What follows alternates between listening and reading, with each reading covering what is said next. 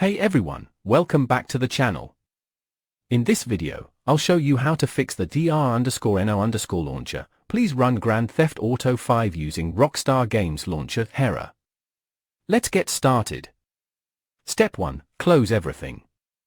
Make sure GTA 5, Steam, and the Rockstar Games Launcher are completely closed. Use Task Manager to end any leftover background processes related to Rockstar or GTA 5. Step 2. Open Rockstar Games Launcher first. Always launch the Rockstar Games Launcher manually first. Log in with your Rockstar Social Club account.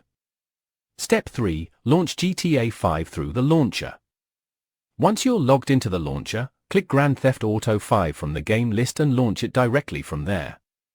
This helps prevent the error caused by launching the game from a shortcut or external platform like Steam or Epic Games without the Rockstar launcher running. Step 4. Verify game files, optional but recommended. If the error persists, open Rockstar Games Launcher. Go to Settings. Under My Installed Games, select Grand Theft Auto 5. Click on Verify Integrity to make sure no files are missing or corrupted.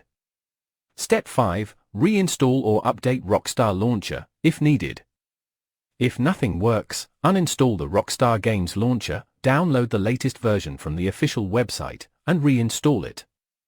Bonus tip: if you're using mods or custom launchers, try removing them temporarily to check if they're interfering. That's it. After following these steps, the ER_NO_ launcher error should be gone and GTA 5 should launch correctly.